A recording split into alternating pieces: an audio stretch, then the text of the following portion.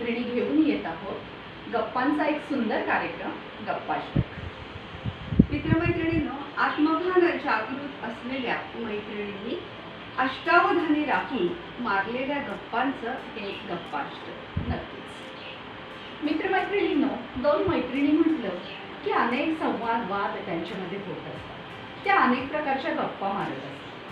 कधी त्या अगदी गप्पा मोलकरणीच्या असतात, तर कधी एखाद्या फिल्मच्या हिरोईनचा अफेअर ह्याच्यावर देखील चर्चा होते। कधी नवरोबांची काहीतरी कटकट सांगितली जाते, तर कधी मुलांच्या अभ्यासाबद्दल बोललं जातं। अगदी आंतरराष्ट्रीय राजकारणावर सुद्धा दोन मैत्रिणी खूप छान गप्पा मारू शकतात। असे हे वाद संवाद त्यांच्यात नेहमी होतच असतात। तुझ्या साडीचा पोत कसा, माझ्या साडीचा पोत कसा, तुझ्याजवळ कुठले दागिने, माझ्याजवळ कुठले दागिने, हा सगळा स्त्री स्वभावच आहे।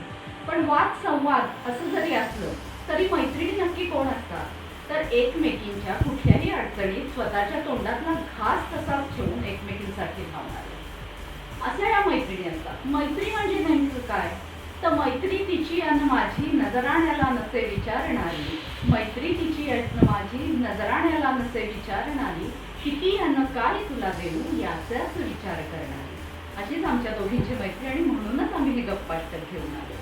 मित्रमैत्रिणींनो, गेल्या 13-14 वर्षांपेक्षाही जास्त काळ आम्ही दोघी एकमेकींना परिचित आहोत। आमची पहिल्यांदा कधी भेट झाली हे माहिती नाही, पण जेव्हा झाली तेव्हा सूर जुळले, कारण आम्हा दोघींचं माहेर एक।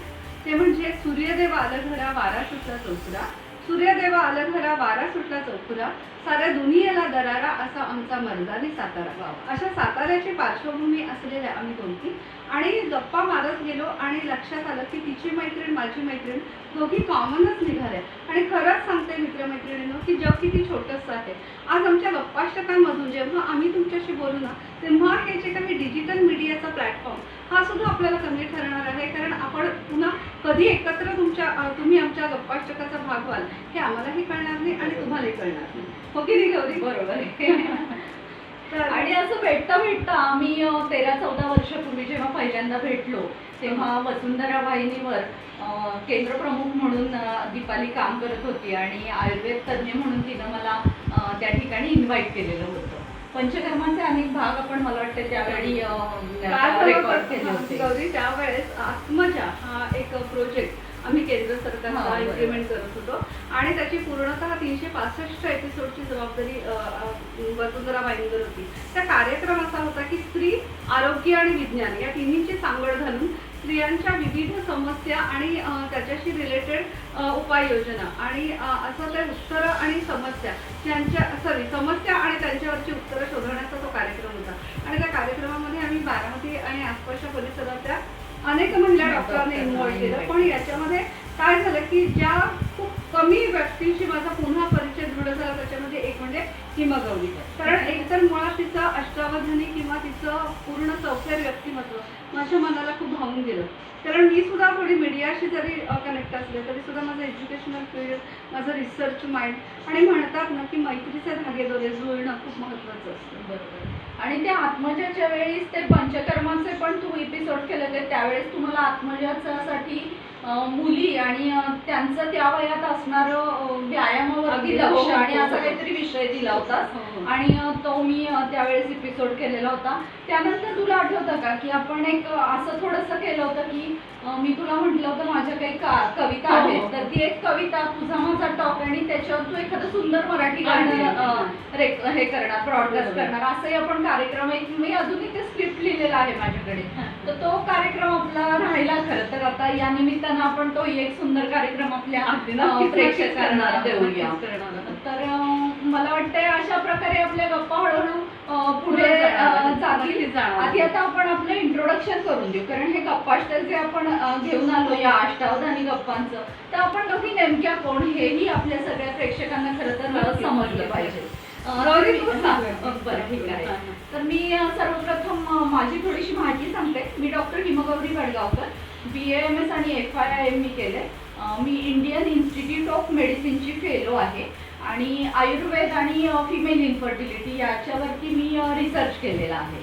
आणि बारामतीमध्ये माझं आयुर्वेदाचं क्लिनिक आहे, शुद्ध आयुर्वेद आणि पंचकर्माची प्रॅक्टिस आहे। पण हे माझं झालं प्रोफेशनल, पण कसं आहे की मला तुला माहीतच आहे की मला सगळ्या समाजाच्या तळागाळामध्ये जाऊन आरोग्यावरती काम करायला आवडतं. म्हणजे बारामतीच्या आसपासच्या ज्या शाळा, महाविद्यालय, महिला मंडळं, अगदी MIDC किंवा वेगवेगळ्या प्रकारच्या संस्था सगळीकडे देऊन मी आतापर्यंत आरोग्यावर लेक्चर दिली आहेत, PPT शो केले. आणि मी माझा हितगुज म्हणून स्त्रीच्या संपूर्ण लाईफ वरती एक आरोग्याच्या दृष्टिकोनातून ऑडिओ व्हिज्युअल शो करते. तर असं सगळं करत असताना बऱ्याच मासिकातून लिहिणं असेल, वर्तमानपत्रातून लिहिणं असेल, हे मला नेहमीच आवडलंय आणि आरोग्याशी निगडीत असं मी बरंचसं काम केलंय. मला ते खूपच आवडतं. आणि दुसरं म्हणजे याबरोबरच मला थोडीशी सांस्कृतिक ओळखही आहे. लेखन, दिग्दर्शन असेल, त्यानंतर अभिनय असेल, जास्त आपला कॉमन आहे. आणि सूत्रसंचालन एक म्हणजे तू त्या कम्युनिटी रेडिओवरती जे काम केलंस आणि तुझ्याजवळ ती एक कला आहे, तुझ्या त्या आवाजात तो एक जो गोडवा आहे आणि म्हणून सूत्रसंचालन हा मला वाटतं आपल्या दोघींच्यातला एक कॉमन दुवा आणि अफाट वाचन. आणि वाचन आणि त्याचं प्रत्येक ठिकाणी छोट्या छोट्या गोष्टीत ते इम्प्लिमेंटेशन करणं, हे दोन्ही गोष्टी असल्यामुळं आपण खरं तर एकत्र आलो आहोत. तर नाटकातून, सिनेमातून, काही तुमच्या सिरियल्स असतील किंवा शॉर्ट फिल्म्स असतील, असं मी बऱ्यापैकी काम केलेलं आहे. आणि लेखन, आता माझा एक पहिला कथासंग्रह मी तुला म्हटलं दिवाळीत येतोय, व्रतस्थ नावाचा. तर असं थोडंसं आणि आता प्रोफेशनली सूत्रसंचालन सुरू केलंय आणि मला वाटतं आता आपण दोघी मिळून असं प्रोफेशनली हे करूया या निमित्तानं.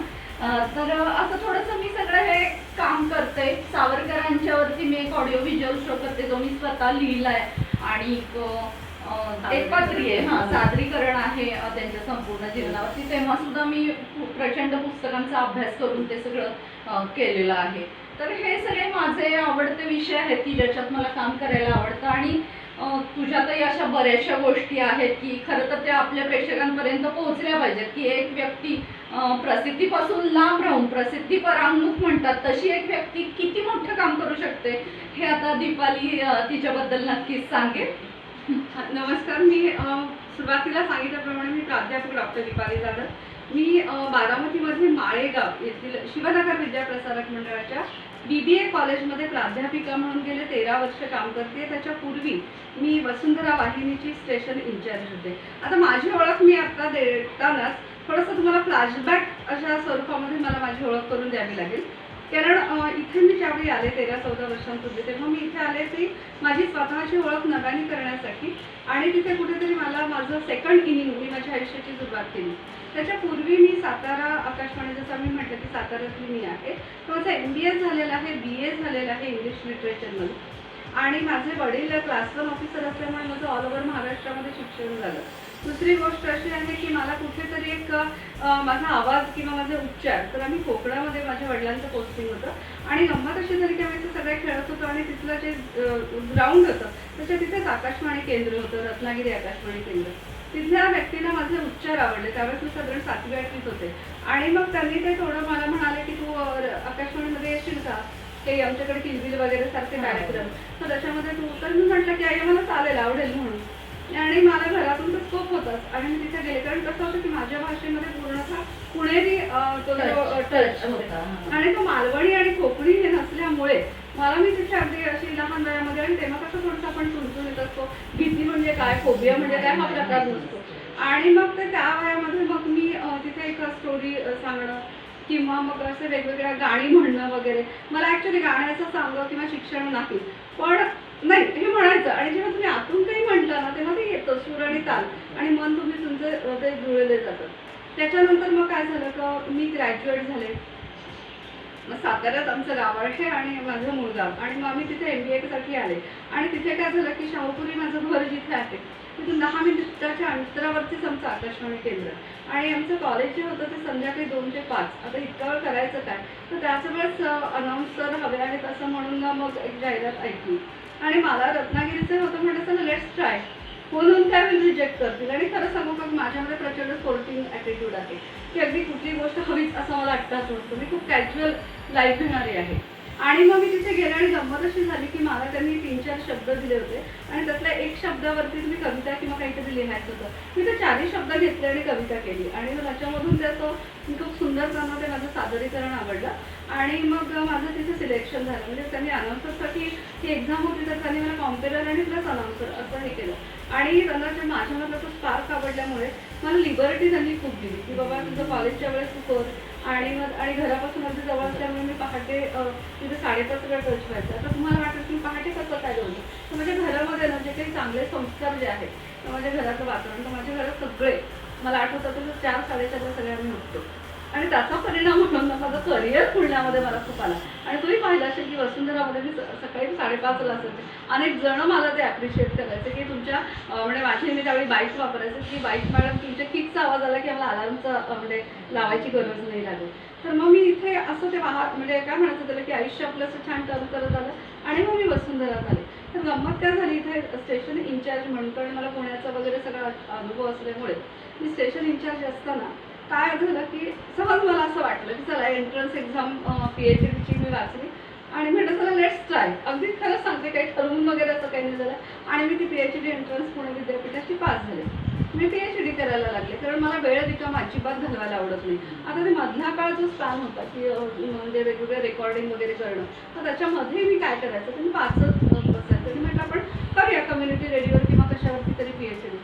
पण मग मला असं झालं की व्यक्ती कसं होतं की टीचिंग फील्डमध्ये PhD करतात, मी PhD करण्यासाठी टीचिंग फील्डमध्ये आले आणि मग ते सोडलं आणि तेव्हा नवीनच माळेगावमध्ये कॉलेज सुरू झालं होतं. सो मी तिथची फाउंडर मेंबर आहे आणि खरं सांगते की मी तिथे आले आणि मी रमले आणि कुठेतरी माझा तो मीडियाचा जो एक हे असतो ना की माइंड किंवा एक जर्नलिझमचं कुठेतरी ते आहे आतमध्ये मार्क, तर त्याच्यामुळे मी इथे रमले. पण काय झालं की आता कोरोनाच्या काळामध्ये पूर्णतः आपण घरी थांबलो आणि गौरीचं घर माझ्या अगदी जवळ आहे. मग आम्ही दोघी जणींच्या पुन्हा गप्पा फुलत गेल्या, पुन्हा आम्ही परत ते नव्यानं रिचार्ज केलं आणि असं वाटलं की अरे आपण इतकं वेगवेगळं बोलतो तर आपण का नको चॅनल म्हणजे ठरवत म्हणजे फोनवरच्या गप्पा किंवा रस्त्यात भेटल्यावरच्या ऑफलाईन गप्पा आता आपल्या थोड्याशा ऑनलाईन करूयात अशा दृष्टिकोनातून आपण हे खरं चॅनल सुरू करायचे. छान कल्पना डोक्यात आली आणि विविध विषयांवर ज्याला कुठलीही बंधन नाही अशा आम्ही मुक्त गप्पा खरं तर मारणार आहोत यातनं. म्हणजे आम्हाला जे विषय मांडायचे आहेत ते का मांडायचे आहेत, समाजाशी त्याचं काय नातं आहे, या सगळ्या गोष्टींचं हे आपल्याला सांगायचं आहे. आणि हो, आपण आणखी आपल्या प्रेक्षकांना एक महत्वाची म्हणजे आपल्या आयुष्यातले जे काही एक टर्निंग पॉइंट आहे तुझ्या किंवा माझ्या, म्हणजे माझं मिसेस बारामती असेल किंवा वर्ल्ड रेकॉर्ड तेही आपण थोडंसं सांगूया. पहिले तुझं वर्ल्ड रेकॉर्ड वगैरे सांग, मग मी माझा प्रवास थोडासा सांगते. मला अतिशय अभिमान वाटतं की मिसेस बारामतीच्या शेजारी मी बसली.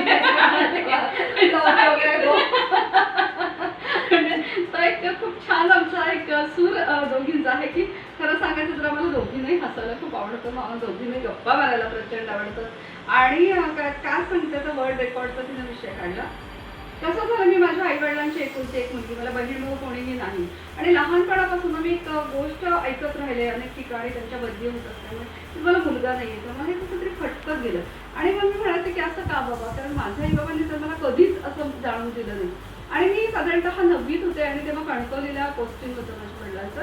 तर तिथे काय झालं होतं की आमचा कार्यानुभव आला, आम्हाला कात्रणांचा म्हणजे वर्तमानपत्रातल्या कात्रणांचा एक प्रोजेक्ट दिला होता आणि त्यावेळेस अशी काही एक वेगळी घटना माझ्या घरामध्ये अशी घडली की बाबा मुलगी आहे, आता काहीतरी जरा विचार करा. तेव्हा माझे आई बाबा ठामपणे म्हणाले की मला एकच मुलगी हवी आणि मला ते असं वाटलं नाही, पण त्यावेळेमध्ये खूप म्हणून सेन्सिटिव्ह असतो आणि ही गोष्ट मी माझ्या बाईंशी शेअर केली, सावंतबाईंशी.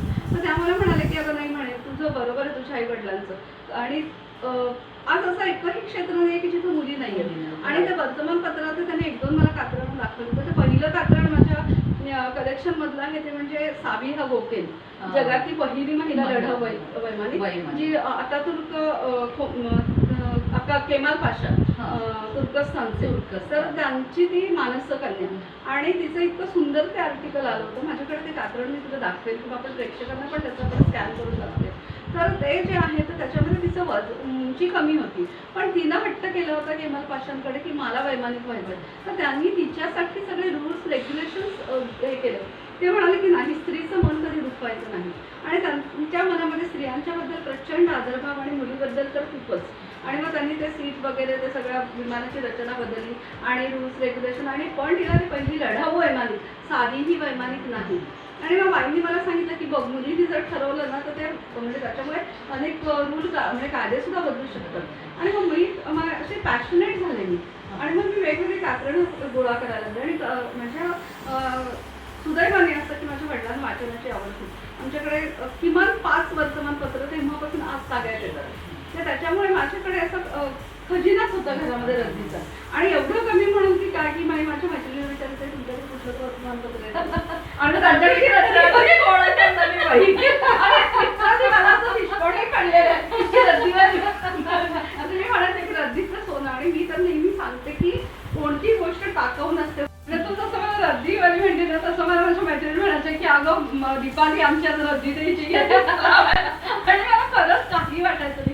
उलट मी तर म्हणते की शून्यातनं मी विश्व निर्माण केलेलं, म्हणजे विश्वाची ओळख माझी निर्माण केलेली आहे. कोणताही पैसा नाही. मला सांगण्याचा मतितार्थ एवढाच आहे की जर आपण कंटिन्युटी जर ठेवली एखाद्या गोष्टीमध्ये तर आपण काहीही करू शकतो. ती कंटिन्युटी का झाली तर याचं श्रेय मी डॉक्टर आह साळुंखेला देईन गौरी. तुला अगदी माहिती असेल की आपण प्रिन्सिपल होते आमच्या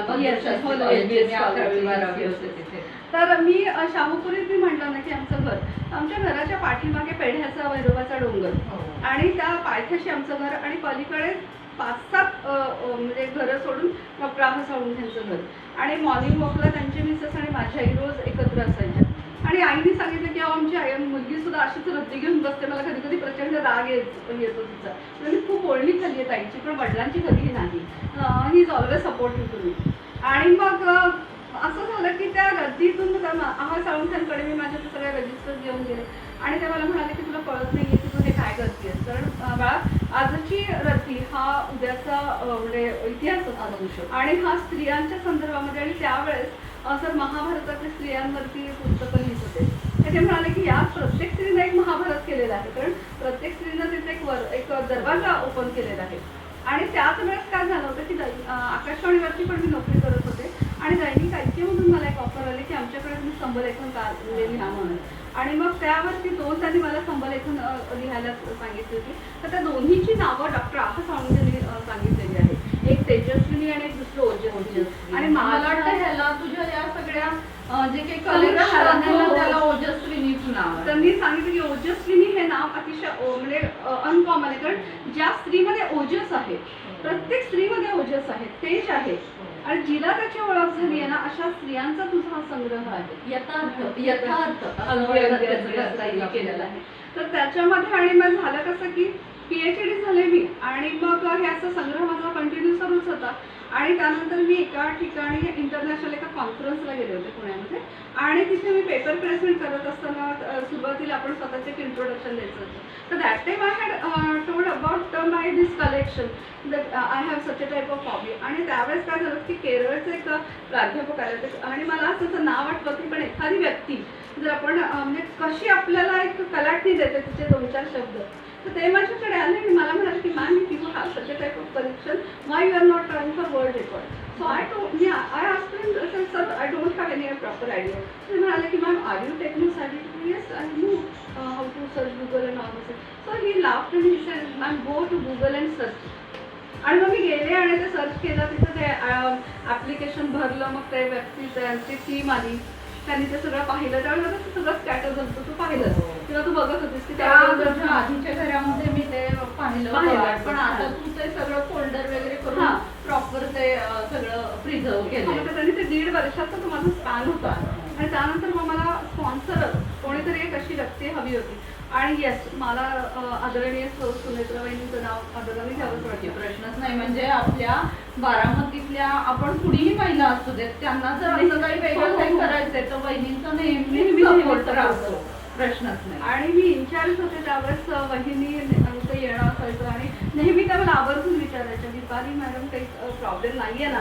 आणि त्यांना ते एक आवडायचं की एक स्त्री एवढी पॅशनेटली खूप काम करते. म्हणजे मला त्यांनी 1-2दा विचारलं की पुन्हा तुम्ही घरी जाता की नाही. कारण जेव्हा बघावं तेव्हा मी सकाळी 5:30 बघितलं. आणि म्हणून मी या प्रवासामध्ये मला सांगायला आवडतं की खूप म्हणजे मी एकटीने विमान प्रवास केला आणि ती जी सवय लागली की इंडिपेंडेंटली वर्क करायची ती त्यामुळे त्यामुळे आता 10,000 का काहीतरी कात्रण 10,000 कात्रण आणि झाली. रेकॉर्ड म्हणजे नोंद झाली आहे हा, नावाची माझी तुझ्या. नोंद झाली आहे. म्हणजे मला असं म्हणजे मला वाटतंय की वर्ल्ड मध्ये तू एकमेव हो, स्त्री अशी एकमेव. असशील की अशा आणि पद्धतीचं फक्त तुझे- कात्रणांचा संग्रह नाही गौरी, तर मी असंख्य जणांच्या मुलाखती आणि जणींच्या हो, मुलाखती हो. घेतात. तेही ते आपण मला एपिसोड माहिती मधून आहे. आपण हो. व्यक्त ते करत व्यक्त आहोत. होऊया आपण म्हणजे येऊ देत हे लोकांसमोर. आणि खरंच आहे अगदी. आणि काय झालं की यामध्ये मला हे गौरीचं खूप कौतुक का वाटतं, कारण मला भेटलेली 13 वर्षापूर्वीची गौरी आणि त्यानंतरच्या काळामध्ये तिच्यामध्ये होत असलेला ड्रास्टिक चेंज आणि माझ्यामधला, आम्ही अशा दोघी अशा 2 तीरावरच्या मैत्रिणी हाय हॅलो पण एकमेकींना न पाडता म्हणजे पडणार तर नाही ना अशा धरतीला आणि कसं करून असतं की फार तुमची भेट कुठल्या गोष्टीत किंवा वारंवार व्हायला पाहिजे असं नाही. कुठेतरी एखाद्या लांब तीरावरती कोणीतरी उभं असतं पण ती व्यक्ती आपली कोणीतरी आहे. हा, हे खूप महत्वाचं असतं. हा बॉन्ड आपल्यामध्ये आहे असं मला वाटतं. आणि खूप मला छान तर म्हणजे मिसेस बारामतीचा प्रवास मला खूप ऐकायला आवडेल. हो. कारण प्रत्येकाला होतं कसं की लोकांना यश दिसतं पण यशाच्या मागचे परिश्रम हो. दिसत नाही आणि मग त्यांना असं वाटतं की हा हे काय इट्स इझी. इझी पण ते माझ्यासाठी तितकं इझी नव्हतं कारण की तुला तर माहितीये मी सुरुवातीला प्रॅक्टिस वगैरे सुरू केली, कॉन्फिडन्स 0 कॉन्फिडन्स म्हणजे मी अशा परिस्थितीमध्ये मी होते. आणि मग नंतर मी आयुर्वेदावरती रिसर्च केलं, माझ्या पेपरला इंटरनॅशनल लेवलवरती गोल्ड मेडल मिळालं आणि नाटकात वगैरे कामं करत होते, सूत्रसंचालन करत होते. पण झालं काय अगं माहितीये का, या सगळ्यामध्ये थोडंसं माझं वेट गेन आणि ह्याच्यामुळं मी खूप म्हणजे कॉन्फिडन्सलेस ह्याच्यामुळं झालेले होते. मग हे सगळं करत असताना माझ्या लक्षात आलं की आपण नाटकात कामं करतोय, की बक्षिसं मिळवतोय, म्हणजे अगदी मला स्टेट लेवलची वगैरे सुद्धा रौप्य पदकं मिळालेली आहेत. पेपर प्रेझेंटेशन असायचं, अनेक इंटरनॅशनल आयुर्वेदाच्या कॉन्फरन्सेसचं मी त्यावेळेस सगळं अँकरिंग करायचे. आणि पण माझ्या लक्षात आलं की आपलं प्रेझेंट होताना आपण लोकांसमोर नीट होत नाहीये, आपल्याला कुठेतरी ती बाजू आपली कमी आहे. आणि मग मी भरपूर व्यायाम वगैरे करायला सुरुवात केली आणि प्रचंड वेट मी त्यावेळेस माझं कमी केलं, म्हणजे जवळपास मी 20 किलो वजन कमी केलं असेल. आणि मग मी मिसेस बारामती आपल्याच एका मैत्रिणीनं ती भरवलेली स्पर्धा होती आणि ग्रामीण भागात फर्स्ट टाइमच असं काहीतरी होत होतं. आणि त्यावेळेस तिनं मला विचारलं, जी त्याची हे होती कंडक्ट करणारी, तिनं मला विचारलं तू भाग घे. मी हो नाही किती दिवस तो फॉर्मच भरला नव्हता, अगदी लास्ट डेट तिची होती त्यावेळेस जाऊन मी तो फॉर्म भरला. आणि मग ते त्याच्यात राऊंड होते, इंट्रोडक्शन होतं, त्यानंतर वेस्टर्न राऊंड होता, त्यानंतर तुमचं काही कला सादर करायची होती आणि प्रश्नोत्तर. तर या सगळ्यामध्ये माझं इंट्रोडक्शन हे खूपच मला स्वतःला माहीत होतं मी काय करते ते. आणि त्या इंट्रोडक्शनमध्ये पण मी एक माझ्या कवितेच्या 2-3 ओळी सादर केल्या होत्या, त्या परीक्षकांना फार आवडल्या. की त्याचा अर्थ असा होता की प्रत्येक ठिकाणी पुरुषाला का महत्त्व दिलं जातं. मी स्त्री जन्म तुझी कहाणी म्हणून एक कविता केली, तर त्याच्यात मी असं लिहिलेलं होतं की तिची आयुष्य पुढे पुढे चाललंय आणि अंत्यसमयी पण ऑलवेज पती आणि पुत्र पुढे का, आगलीत येण्याला कन्या का नाही तिची पुढे, अशा त्या अर्थाच्या कवितेच्या ओळी होत्या. आणि ते परीक्षकांना त्या राऊंडमध्ये मात्र मला प्रचंड मार्क्स मिळाले. आणि नंतर मी हिरकणी आणि हिरकणीचा आत्ताचा पुरुष ह्या दोघांना काय वाटतं, म्हणजे हिरकणीनं काय केलं आणि आत्ताच्या पुरुषाला आत्ताच्या स्त्रीकडनं काय अपेक्षित आहे, अशा पद्धतीचं मी एक स्क्रिप्ट लिहिलं. मी त्याचं म्युझिक केलं, स्वतः डायरेक्शन, अटायर सगळं माझं मी केलं आणि तो राऊंड माझा खूप छान झाला. आणि इतकं सगळं मी करत होते मग मला अर्थातच प्रश्नोत्तरांवरती सावित्रीबाईंवरती प्रश्न विचारला आणि त्यांचं जन्मस्थान अर्थातच ते आपल्या सातारा जिल्ह्यात, त्यामुळं तोही आणखी एक प्लस पॉईंट होता. आणि अशा पद्धतीनं मला वाटतं अमृता सुभाष त्या कार्यक्रमाची हे होती, परीक्षक होती. आणि तिनं मग मला ते हे दिलं पहिलं बक्षीस. आणि त्याच्यासाठी प्रॅक्टिस खूप केली, म्हणजे आपल्याला ते रॅम्प वॉक आणि ते एवढ्या मोठ्या पेन्सिल हिल घालायच्या, ते रॅम्प वॉक करायचं, प्रचंड प्रॅक्टिस करावी लागते, कुठे ते वळायचं कसं, लुक कुठे द्यायचे, त्यालाही खूप महत्त्व होतं. आणि त्या सगळ्या गोष्टी करत असताना कॉन्फिडन्स खूप वाढला. आणि मग पुढे मग मी मागं वळून नाही बघितलं आतापर्यंत. आणि मग आता आपण या या ह्याच्यातनं एकत्र आलो पुन्हा आता साधारण हा प्रवास. तर साधारण ही ओळख होती गौरीची आणि माझी.